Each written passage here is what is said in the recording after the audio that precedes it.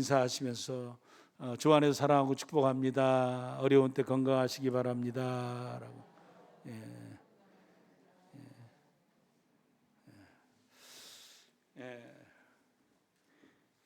갈라디아서 저를 통해서 바울 사도가 하고 싶은 얘기가 있었습니다.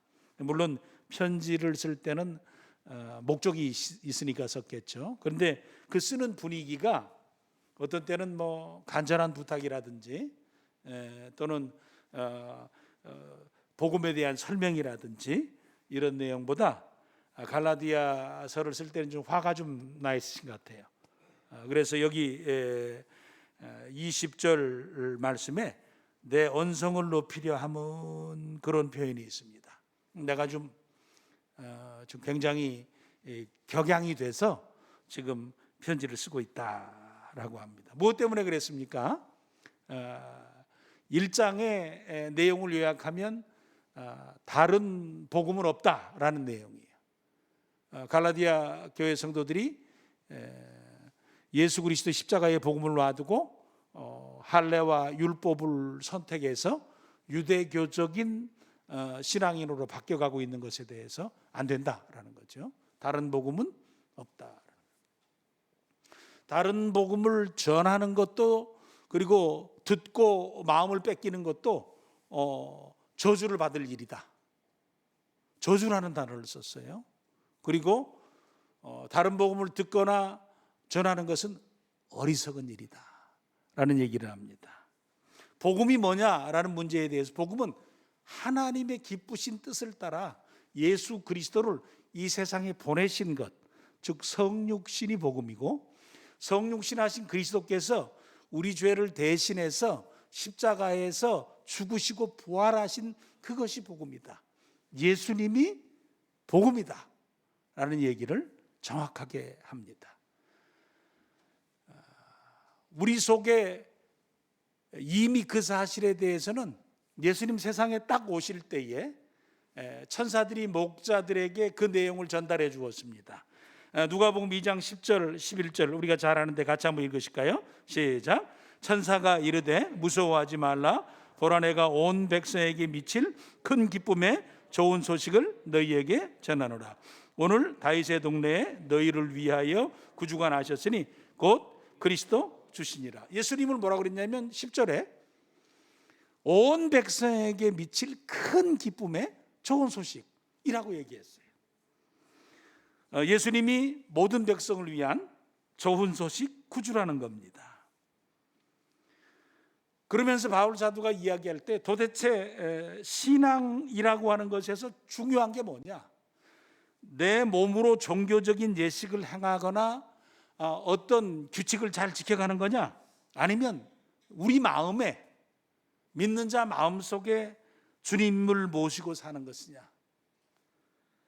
도대체 우리 안에 뭐가 있느냐? 그래서 바울 사도는 내 안에 주님이 계신다. 나는 이제 나를 위하여 자기 몸을 버리시고 십자가 위에서 죽으신 예수 그리스도를 믿는 믿음 가운데 산다. 내 안에는 예수님이 계시다라는 얘기를 했습니다. 믿음이 뭐냐는 얘기를 하면서 믿음은 내가 뭔가를 느끼는가, 뭔가를 생각하는가, 내가 믿었기 때문에 무엇이 잘 되느냐, 그런 문제가 아니다. 믿음이라고 하는 것은 하나님을 쫓는 거다. 하나님의 뜻을 따르는 거다. 하나님 말씀을 따르는 거다. 그게 믿음이다 라는 얘기를 하셨습니다. 믿음은 하나님을 믿는 것이다. 하나님 말씀을 믿는 것이다. 그래서 오직 의인은 믿음으로 되며 믿음으로 산다 라고 이야기하십니다. 3장까지의 내용을 요약한 거죠. 그러면서 4장에 도대체 그리스도 안에서 예수 믿는 자들에게는 어떤 변화가 일어났느냐, 그리스도 안에 있는 우리가 가진 분복과 축복이 뭐냐, 그러면 우리는 그 과정 중에 어떻게 살아야 되느냐 라는 문제에 대해서 이야기하면서 5절과 6절 7절에 아주 중요한 단어를 하나 저희들에게 던져주시는데, 그것이 뭐냐면 아들의 5절에 아들의 명분을 얻게 해주셨다라는 거예요. 아들의 명분. 6절에는 하나님을 아빠, 아버지로 부르게 해주셨다라는 겁니다. 7장에는 아들이면 유업을 얻는다 7절에 얘기를 합니다. 자녀가 되는 것은 출생을 통해서 됩니다. 그렇죠? 저도 저희 첫 애가 태어날 때 군대에 있었습니다. 마침 휴가를 받아서 딱 나왔는데 그날 태어났다는 거예요. 그래가지고 이렇게 잠깐 보고 다음 날 들어갔습니다. 이게 자녀는 부모가 세상에 태어나게 해주는 과정을 통해서 부모와 자녀가의 관계가 형성이 됩니다. 물론 요즘에 양자 간의 관계가 있지만 근본적으로는 그렇습니다. 그런데 여기에 바울 사도가 새로운 얘기를 저희들에게 전달해 줍니다. 예수 믿으면 하나님의 자녀가 되는 거라는 겁니다. 근데 사실 이 부분에 관해서 구약에도 이야기를 하셨습니다.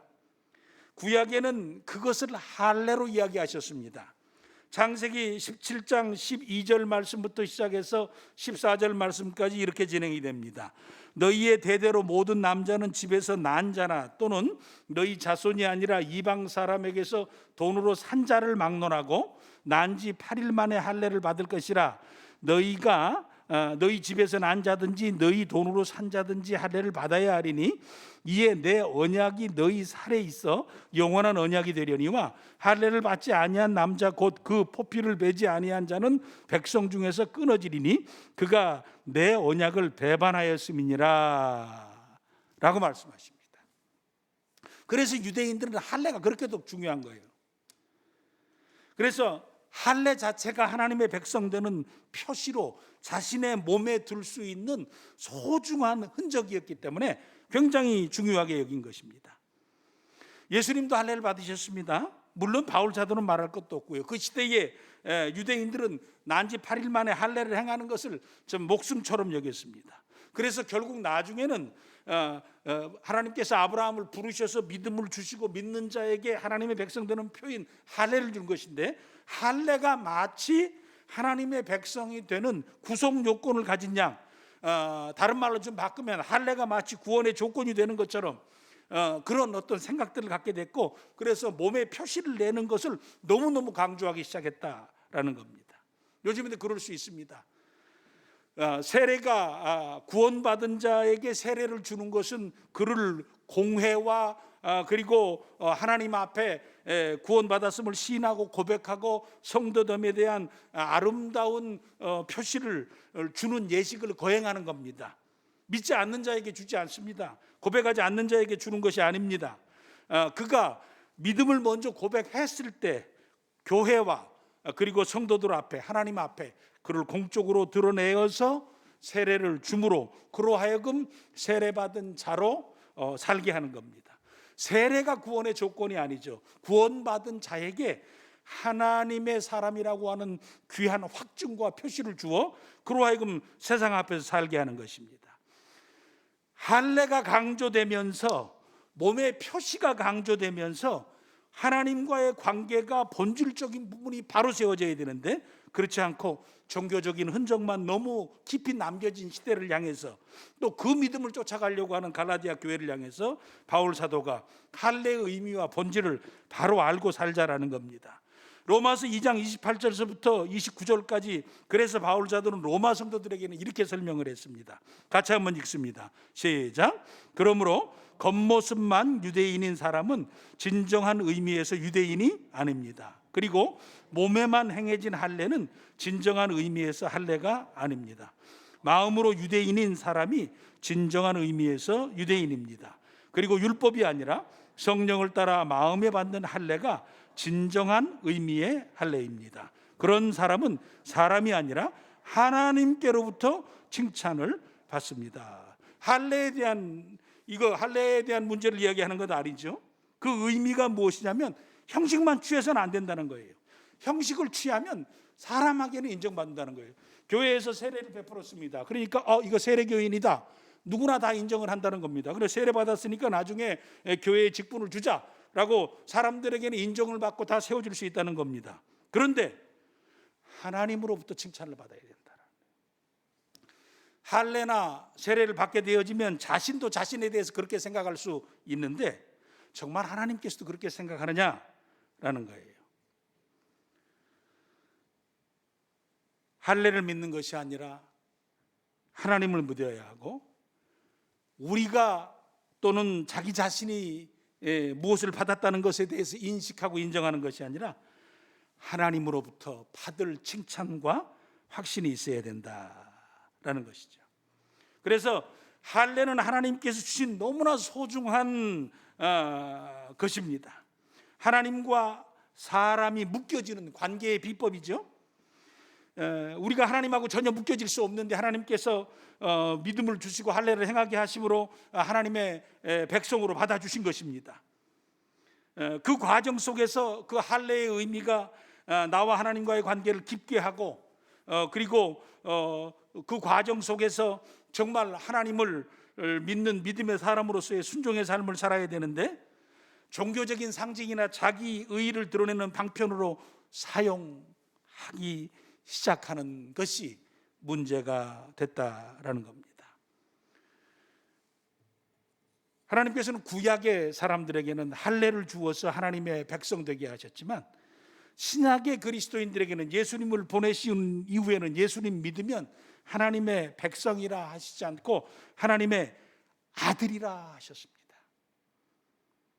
그래서 갈라디아 3장 26절에 이미 그 부분에 관해서 말씀을 하셨어요. 같이 한번 읽으실까요?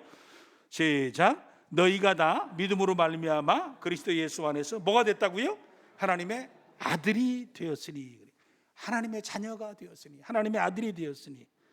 요즘에 그 페미니스트들이 왜 성경에는 자꾸 하나님의 아들이라고 번역해놨냐, 이거 좀 마음에 안 든다, 그래가지고 이거 중성적인 용어로 바꿔라, 그래서 하나님의 자녀로 바꿔야 된다, 뭐 그런 분들이 있습니다. 뭐 자녀도 좋고 아들도 좋습니다. 하나님의 것이 됐다는 거예요. 요한복음 1장 12절에 영접하는 자 곧 그 이름을 믿는 자들에게는 하나님의 자녀가 되는 권세를 주셨다 그랬습니다. 그러니까 바울 사도가 할례가 주는 궁극적인 의미가 하나님의 백성됨이었다면, 너희들이 예수 믿고 세례를 받은 후에 너희들은 이제는 백성의 의미가 아니라 하나님의 자녀가 됐다라는 부분에 관해서 견고하게 알려주고 싶으신 겁니다. 갈라디아 성도들에게나 오늘 우리에게나 예수 믿는 자는 하나님의 자녀라는 겁니다. 우리는 종교인이 아니라 하나님의 자녀라는 겁니다. 나는 교회에 다니는 사람이 아니라 하나님의 자녀라는 거예요. 너의 정체성을 분명하게 하라라는 겁니다. 나는 어떤 신앙적인 행위를 하는 자, 예배에 참여하는 자가 아니라 하나님의 자녀라는 겁니다. 하나님의 아들이다라는 겁니다. 그걸 네가 좀 분명하게 했으면 좋겠다라는 거예요. 여기서 우리 서로 격려하면서, 이미 다들 그렇게 살고 계시지만 옆에 앞뒤 좌우분들에게 당신은 하나님의 축복받은 자녀입니다. 시작.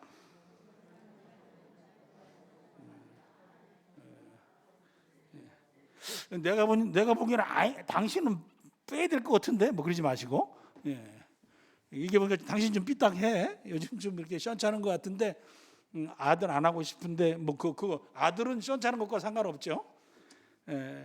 제가 이렇게 볼 때 제가 아버지 마음에 잘 안 들 것 같아요. 제가 이렇게 상상해 보니까 제 아들 제 마음에 안 듭니다. 다른 건 다 좋은데 어쩌다가 말 안 듣는 거 있어요. 그러니까 뭐 다 그렇죠. 아들은 부모를 완벽하게 만족시킬 수 있을 때만 자식이 아닙니다. 그거는 자식이 되는 권세가 인정된 다음부터는 바꿀 수 없는 거예요.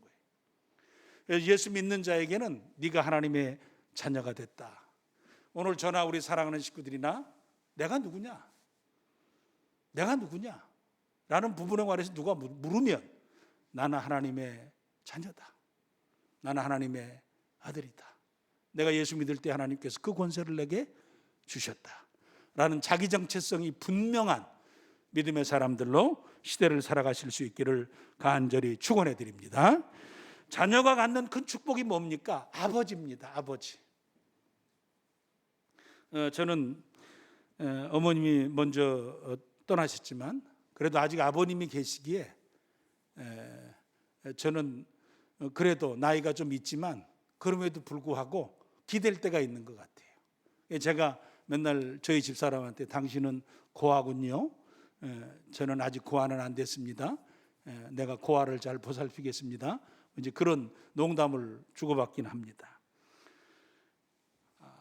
자식에게 있어서 부모는 태어났을 때 그냥 존재해 있기 때문에 그 가치를 별로 인식할 수 없을 때가 있습니다. 부모의 소중성, 엄마 아빠의 소중성. 그런데 어느 순간인가 엄마 아빠가 세상에서 사라져버리는 순간이 있을 수 있죠. 그래서 세상에서 가장 불행하고 슬픈 상황 가운데 하나는 엄마 아빠하고 헤어지는 겁니다. 때로는 엄마 아빠에게 버려지는 때입니다. 헤어짐도 있고 떠남도 있고 버려짐도 있습니다. 다양한 과정 속에서 그것들이 자녀들에게 줄 수 있는 충격이 얼마나 큰지는 자녀들의 입장에서 그것을 경험해 보지 않고는 잘 모릅니다. 어느 순간인가 자기 자신이 삶을 살아가는 동안에 연속국에나 있었던 얘기, 그런 주인공이 자기라고 생각할 때, 좀 내가 알고 있는 아버지가 내 아버지가 아니고 나를 키워준 분이 내 아버지가 아니고 예전에 나는 누군가에 의해서 버려졌고 버려진 후에 누군가에 의해서 이렇게 양육이 지어졌다는 사실을 인식하고 알게 되어지면 굉장히 큰 충격과 아픔이 있죠.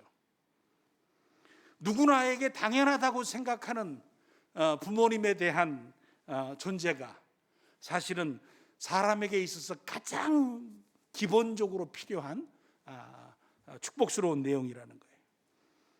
그런데 예수님께서는 하나님 아버지가 어떤 분이시냐, 또 예수 믿을 때에 우리가 하나님이 우리 아버지가 되어주실 때 그 아버지 하나님은 어떤 아버지 하나님이시냐, 세상에는 때로지는 끊어짐도 때로지는 버려짐도 때로는 떠남도 있지만 이 아버지는 절대로 끊어지거나 단절되지 않는 사랑으로 우리를 사랑해 주신다라는 거예요. 로마서 8장 38절 39절 말씀입니다. 같이 한번 읽으실까요? 시작. 내가 확신하노니 사망이나 생명이나 천사들이나 권세자들이나 현재 일이나 장래 일이나 능력이나 높음이나 깊음이나 다른 어떤 피조물이라도 우리를 우리 주 예수 그리스도 안에 있는 하나님의 사랑에서 끊을 수 없느니라. 하나님의 사랑은 끊을 수 없다는 거예요. 끊어지지 않는다는 거예요. 세상을 살면서 때로는 사람에게 상처를 입고 때로는 어쩔 수 없이 인생을 살아가는 날 동안에 나의 부모에 의해서 내가 상처받을 수 있는 일이 있을 수 있습니다. 그때 그 상처가 어느 순간에 감싸지겠습니까? 어떻게 감싸야 그 상처가 감싸지겠습니까? 세상을 살면서 사랑이라고 하는 문제 때문에 상처를 입은 그 사람은 이 하나님의 사랑에 의해서 깨닫는 순간 그 상처가 치유받을 수 있습니다. 어느 순간 나를 사랑하시는 그 사랑하시는 하나님, 나를 사랑하시는 그 하나님, 정말 이처럼 사랑하시는 그 하나님의 사랑 앞에 내 상처받은 심령을 내려놓을 때 우리는 위로받고 그리고 다시 일어서서 너무나 힘들고 너무나 슬픈데 때로는 너무나 답답하고 안타깝고 너무나 외로운데 그럼에도 불구하고 삶을 견고하게 살 수 있을 수 있는 기초가 마련되게 되는 겁니다. 하나님 나를 사랑하시는데 그 어떤 상황 가운데서도 변함이 없고 그리고 끊어지지 않는 사랑으로 나를 사랑해 주신다라는 것에 대한 확신을 갖는, 오늘 하나님께서 저희들에게 그렇게 말씀하십니다. 내가 너를 사랑한다고, 내가 너를 그처럼 사랑한다고. 우리 사랑하는 식구들은 그 하나님의 사랑에 내 삶과 내 생을 잇대어서 그 사랑을 받고 그 사랑에 겨워서 믿음의 삶과 인생의 길을 걸어가실 수 있는 우리 사랑하는 식구들 되시기를 간절히 축원해 드립니다. 이사야 선지자는 그 하나님의 사랑에 관해서 우리가 너무나 잘 아는 대로 이렇게 표현했습니다. 이사야서 49장 15절 16절 쉬운 성경입니다. 같이 한번 읽으실까요? 시작. 여호와께서 대답하신다. 여자가 자기 젖 먹는 아이를 잊겠느냐? 자기가 낳은 아이를 불쌍히 여기지 않겠느냐? 혹시 어머니가 자기 아이를 잊는다 하더라도 나는 너를 잊지 않겠다. 보아라, 내가 내 이름을 내 손바닥에 적었다. 예루살렘아, 내가 언제나 내 성벽을 내 마음에 두고 있다. 세상 부모가 나를 잊어버린다고 해도 하나님이 절대 잊지 않으시겠다라는 거예요. 저도 부모인데 살다가 보면 매 순간 자식 생각이 나는 건 아니에요. 매번 자식이 막 이렇게 걸려가지고 그런 거 아니에요. 문득문득 그래요. 그렇죠? 그러나 하나님 아버지는 걸림이 없이 문득문득이 아니라 나를 손바닥에 새겨놓으시고, 그리고 내 성벽을, 너의 성벽을 내 마음에 두겠다는 말은 너를 내 가슴에 품고 살겠다, 그 말이죠. 하나님 마음에 우리가 있다는 겁니다. 그리고 하나님은 절대로 나를 잊지 않으신다는 겁니다. 우리의 이 땅의 삶을 살면서 나중에 예수님께서 직접 우리에게 오셔서 그렇게 말씀하셨어요. 그러니까 두려워하지 말라고, 너무나 염려, 근심, 걱정하지 말라고. 공중의 새를, 들의 백합화를 먹이시고 입히시는 하나님께서 너희를 버려두시거나 무관심 하시겠냐고. 절대 그러지 않으실 거라고. 너희들은 새보다, 백합화보다 더 존귀한 자들이라고. 우리의 삶을 살면서 여전히 바뀌지 않은 문제와 상황과 연약함과 아픔과 답답함이 있을 것입니다. 그러나 걱정하며 염려하며 두려워하지 말고 오직 나를 손바닥에 새기신 하나님, 그리고 나의 성벽, 그저 내가 걱정해서 예루살렘 통곡의 막 지금도 막 이렇게 안타까워 기도하는 그 벽을 내 마음에 두고 살아가신다라고 하는 그 하나님, 내 하나님인 것을 믿으시고 이 땅의 삶을 살아가는 날 동안에 나를 기억하시고 내 마음을 품으시고 나를 보시고 도우시며 나를 눈동자같이 살피시는 하나님이 내 아버지신 것을 기억하고 오히려 그 아버지께 기울이며 그 아버지를 사모하며 사랑하며 믿음의 삶을 살아가시는 저와 우리 사랑하는 식구들이 되시기를 간절히 축원해 드립니다. 바울 사도는 하나님의 자녀가 된 성도들은 하나님을 아바, 아버지라고 부를 뿐만 아니라 여기 7절에 유업을 받는다, 즉 상속자가 된다라고 이야기합니다. 하나님 아버지께서는 이미 우리들에게 주신 것이 있습니다. 이미 주신 것이 무엇입니까? 우리에게 주시는 귀한 축복, 확신들이 있습니다. 한번 따라해 보실래요? 구원의 확신, 기도 응답의 확신, 사죄의 확신, 승리의 확신, 인도의 확신. 이미 내가 예수 믿을 때 그리스도 안에서 구원의 확신을 주시고 그 이름으로 기도할 때 응답해 주시면 하시는 확신을 주시고 이제는 용서받은 자의 확신을 갖고 살게 하시며 정죄함이 없는 믿음의 삶을 살게 하시고 그리스도 안에서 궁극적인 승리를 향해서 온전한 구원을 향해서 나아가도록 도우시며 나를 끌고 이 땅의 삶을 살아가는 날 동안 천국문에 이르기까지 나를 인도해 가시는 인도의 축복을 이미 우리에게는 주셨다라는 겁니다. 뿐만 아니라 장차 주실 것도 있습니다. 베드로전서 1장 3절과 4절 말씀에 장차 우리에게 무엇이 줄 것인가에 대해서 이야기하십니다. 같이 한번 읽으실까요? 시작. 우리 주 예수 그리스도의 아버지 하나님을 찬송하리로다. 그의 많으신 긍휼대로 예수 그리스도를 죽은 자 가운데서 부활하게 하심으로 말미암아 우리를 거듭나게 하사 무슨 소망? 산 소망이 있게 하시며 썩지 않고 더럽지 않고 쇠하지 아니하는 유업을 있게 하시나니 곧 너희를 위하여 어디에 간직한 것이라? 하늘에 간직한 것이라 그랬어요. 산소망이에요. 산소망. 산소망은 생명력 있는 소망이라는 거예요. 이게 바뀌어지는 게 아니라는 거예요. 뿐만 아니라 우리에게 주신 귀한 축복이 하늘에 간직되어져 있다는 거예요. 약간 비밀스러워요. 무엇인지 완벽하게 알 수는 없지만 우리에게 주실 것이 있으시다 그럽니다. 세상에 부모가 사랑하는 자식에게 가장 좋은 것 주시지 않겠습니까? 하나님께서 우리에게 예비하신 가장 좋은 것이 있을 것이라는 거예요. 계시록 14장 13절, 가끔 우리가 장례식에서 잘 읽는 말씀입니다만 우리에게 굉장히 큰 축복이 됩니다. 한번 읽습니다. 시작. 또 내가 들으니 하늘에서 음성이 나서 이르되 기록하라. 지금 이후로 주 안에서 죽는 자들은 복이 있도다 하시매 성령이 이르시되 그러하다. 그들의 수고를 그치고 쉬리니 이는 그들의 행한 일이 따름이라 하시더라. 모세는 인생을 수고와 슬픔뿐이라고 했어요. 수고와 슬픔뿐인 인생에 있어서 가장 큰 축복은 안식입니다. 쉼입니다.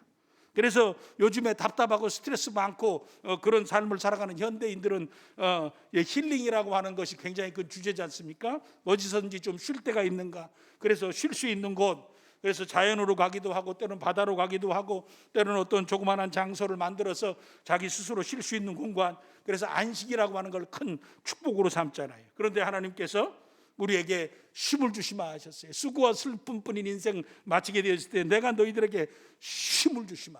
그렇죠? 예수 믿지 않으면, 그리스도 밖에 있으면 쉼은 없습니다. 거기에는 정죄와 심판이 있어요. 쉼은 없고 정죄와 심판이 있는데 그리스도 안에 있는 자들에게는 내가 너희들을 안식하게 하리라, 쉼을 주리라 그랬어요. 그리고 상급을 주시마 하셨어요. 너희의 행한 대로 상급을 주시마 하셨습니다. 상급 속에는 면류관이 포함되어 있습니다. 성경에는 면류관을 소개합니다. 영광의 면류관, 의의 면류관, 생명의 면류관, 자랑의 면류관을 주시마 하셨습니다. 그리스도 안에서 우리는 하나님의 자녀가 됐고 썩지 않고 쇠하지 않은 산소망을 가지고 있으며 하나님께서 하늘에 간직한 것으로 우리에게 주실 그런 유업과 기업이 있으며 실제적으로도 우리가 행한 대로 우리에게 주실 것이고 안식과 아울러서 우리에게 상급을 허락해 주시는 귀한 축복이 저희들에게는 있다라는 거예요. 하나님 나라가 우리의 것임과 동시에 하나님께서 주실 것이 있는 우리라라는 겁니다. 세상 살면서 너무나 우리 자신들을 가난하다고 여기지 마십시오. 내가 때로는 무엇이 없거나 다른 사람이 보았을 때의 나가 전부가 아니라 다른 사람들이 나를 곤고한 것 같고 가난한 것 같으나, 바울 사도가 나는 가난한 것 같으나 부한 자요, 낮은 것 같으나 높은 자요, 그리스도 안에서 내게 주신 풍요로움을 가진 자라 했습니다. 우리 자신의 삶을 살아가면서 하나님이 내게 주실 약속의 축복이 있는 존재입니다. 세상의 삶을 살면서 이제는 믿음으로 한 걸음 한 걸음 걸어가면서 세상의 연민과 세상에 관해서 내가 때로는 낙심하고 연약한 생각을 갖는 게 아니라 하늘에게 하나님께서 약속하신 소망과 유업을 향해서 믿음의 삶을 잘 살아가는 내가 되도록 도와주시옵소서라는 귀한 하나님 주실 것에 대한 기대감을 가지고 천국의 상급을 참 은혜롭게 쌓아가시는 저와 우리 사랑하는 식구들 되시기를 간절히 축원해 드립니다. 그런가 하면 우리가 믿을 때에 하나님의 자녀되는 권세에 아울러서 하나님의 자녀로 세워주신 우리들이기에 자녀로서 마땅히 해야 될 책임이 있다. 이제는 권세, 권리, 유업을 주셨으니 책임도 있다라는 거예요. 그 책임에 대해서 갈라디아서 4장 19절에 바울 사도는 이렇게 얘기합니다. 같이 한번 읽습니다. 시작. 나의 자녀들아, 너희 속에 그리스도의 형상을 이루기까지 다시 너희를 위하여 해산하는 수고를 하노니. 그래, 하나님께서 우리를 지으실 때 하나님의 형상대로 지으셨습니다. 그 하나님의 형상을 사탄 마귀 권세 역사 가운데서 범죄함으로 부분적인 상실을 해가기 시작했습니다. 그래서 우리 속에는 욕심이 있고 죄가 있고 원죄의 뿌리 가운데서 어그러진 하나님의 형상을 가지고 삽니다. 그런데 그리스도 안에서 우리를 자녀로 회복시켜 주신다면은 그리스도의 형상을 이루어 가자라고 이야기합니다. 너희들에게는 아들의 권세와 권리를 주셨지만 너희들은 아직 완전한 그리스도의 형상을 이루지 못했다. 하나님의 형상을 회복하지 못했다라는 거예요. 하나님의 자녀로서 받아들이긴 했으나 자녀다움의 모습이 우리에게는 없다 그럽니다. 그래서 우리는 하나님의 형상을 회복하고 예수님을 닮아가야 된다라는 거예요. 다른 사람이 나를 평가하는 내가 문제가 아니라, 다른 사람에 의해서 인정받는 내가 아니라, 중요한 것은 예수님을 닮아가고 있느냐라는 문제에 관한 고민이 우리에게 있어야 한다라는 겁니다. 자식이면 부모 닮지 않습니까? 성도는 하나님 닮는 것이 당연한 것인데 그 당연함이 자연스럽게 주어지지 않고 참 쉽지 않게 주어진다는 거예요. 그래서 바울 사도는 그리스도의 형상이 이루어지기까지 해산하는 수고가 있어야 된다. 가끔 우리가 고민하지 않습니까? 내가 나를 이기기가 참 쉽지 않습니다. 내가 내 하나의 습관과 때로는 내 하나의 성품과 내 하나의 모습과 내 생각과 나로 인해서 내 안에 있는 때로는 거칠음과 내 안에 있는 연약함과 내 안에 있는 잘못된 습관들을 고쳐가는 일이 참 쉽지가 않아요. 나를 이기는 일이 제일 어렵습니다. 그래서 우리가 자아가 깨질 때 그리스도의 형상과 은혜가 우리에게 주어진다 그러지 않습니까?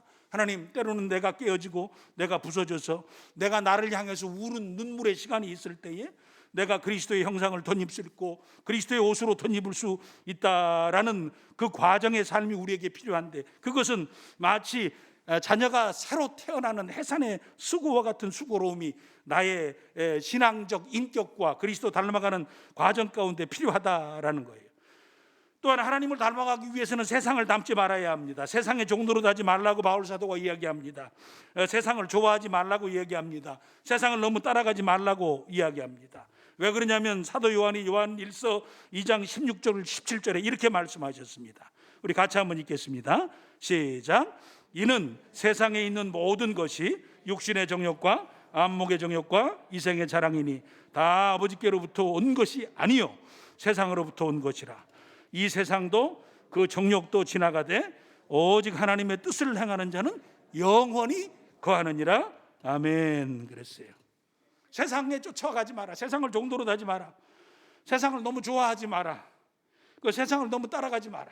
그래서 그리스도인들은 그리스도의 다움이 있어야 하고, 그래서 욕심대로 살지 않고 부르심의 소명을 쫓아 살아가고, 부르심의 소명이 말씀 안에 있기 때문에 하나님의 뜻을 소중히 여기며 그 뜻을 행하는 자로 살아가는 것이에요. 세상도 지나가고 내 욕심도 지나가고 인생도 지나가고 삶도 지나갈 때 하나님의 뜻을 행하는 자들만 영원히 세워진다라고 말씀해 주신 것입니다. 성공이라는 것이 우리에게 있어서 가장 큰 주제가 아니라 나는 그리스도의 형상으로 회복되어지고 있느냐, 나는 하나님의 형상으로 다시 온전하게 새로 지음받아가고 있느냐라는 것이고, 그것을 지어갈 때 중요한 것이 무엇인가를 이루어가는 것이 아니고 무엇인가를 성취하는 것이 아니라 하나님의 뜻에 순종해가는 과정 가운데서 그 일을 감당해 갈 수 있다라는 것입니다. 로마에 있는 성도들에게는 조금 각도를 다르게 설명하셨습니다. 로마서 6장 13절 말씀입니다. 같이 한번 읽으시겠습니다. 시작. 또한 여러분의 몸을 불의를 행하는 도구로 죄에게 내어주지 말고 죽은 자들 가운데서 살아난 자들답게 여러분의 몸을 의를 행하는 도구로 여러분 자신을 하나님께 드리십시오. 하나님의 자녀답게 살기 위해서는 선을 구하라라는 것이에요. 의를 행하는 도구로 여러분 쓰여라라는 거예요. 그래서 의를 행하는 도구로 하나님께 자신들을 드리며 살아가라라고 요청합니다. 바울 사도는 그것이 쉽지 않지만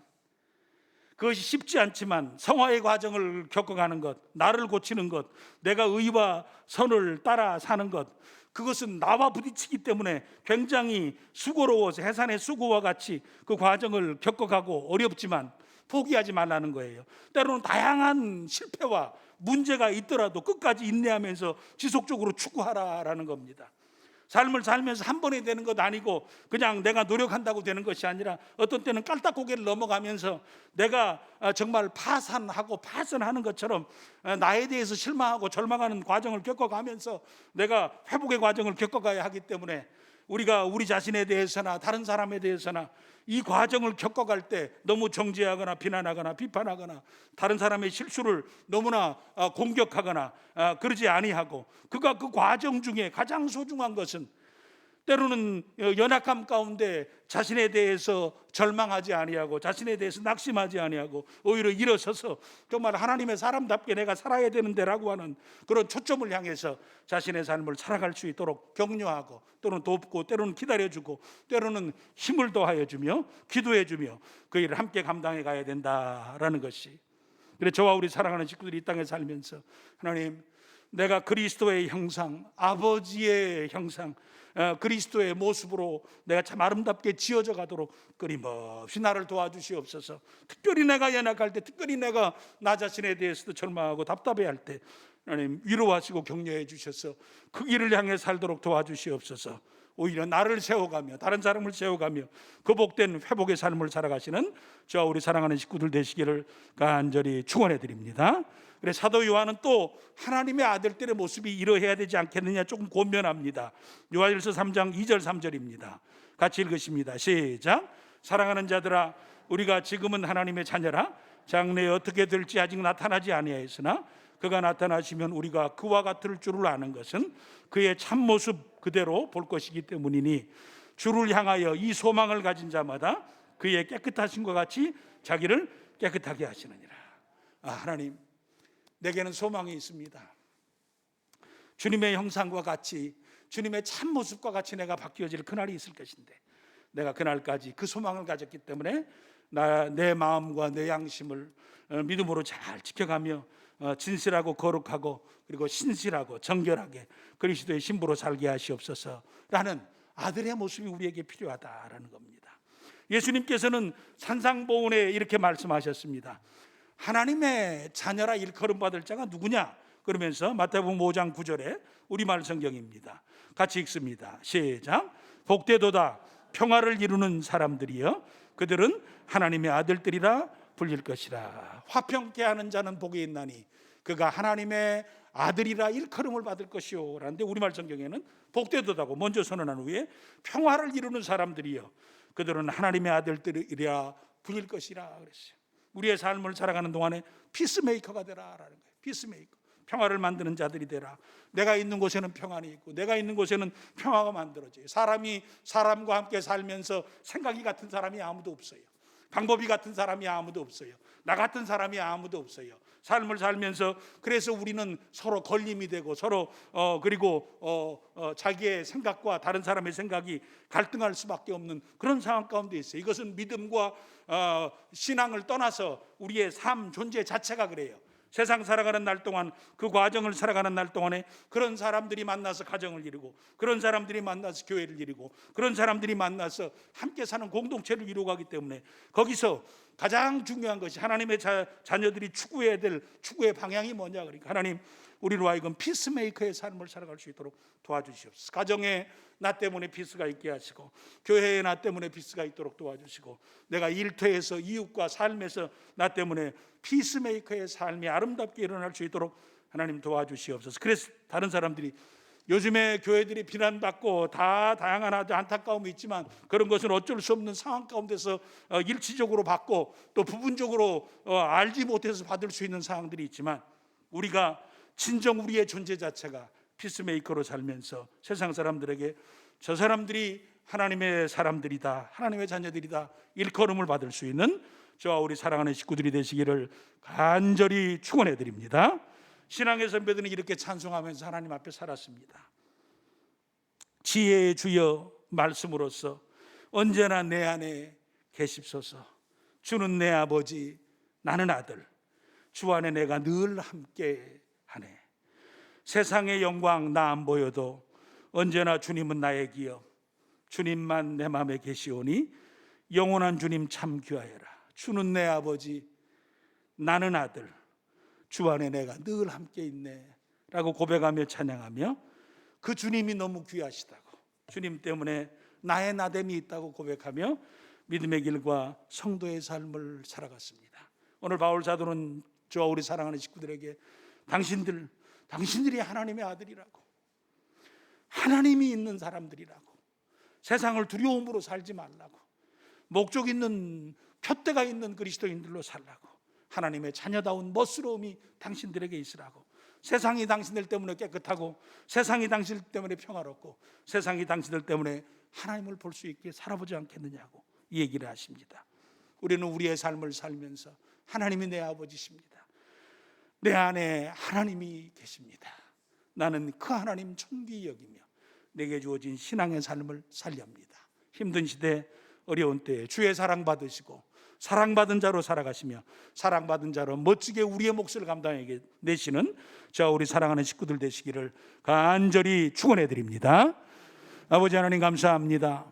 부족하고 연약한 저희들을 자녀 삼으시고 우리로 하여금 하나님의 그 크신 사랑 받게 하시며 이 시대와 험난한 시대에 죄악된 세상 가운데 우리를 일으켜 세워 하나님의 자녀의 몫을 감당하게 하시며 하나님의 아름다우심을 드러내는 귀한 통로가 되게 하시고 그 이 시대를 통해서 다른 사람들이 우리를 통해서 하나님을 볼 수 있는 선의 역사, 의의 역사, 거룩의 역사를 저희들로 하여금 감당하게 하십니다. 힘들어도 그 길 잘 가게 하시고 때로는 우리가 모자라도 그 일 이루어낼 수 있도록 도와주시고 성령으로 충만케 하시고 은혜로 충만케 하시고 주의 말씀과 진리를 쫓아갈 수 있는 능력과 힘과 은혜가 하늘로부터 우리에게 주어져서 우리의 삶이 하나님이 부르신 부름의 은혜로운 삶으로 잘 세워지고 써갈 수 있는 우리가 되게 하여 주시옵소서.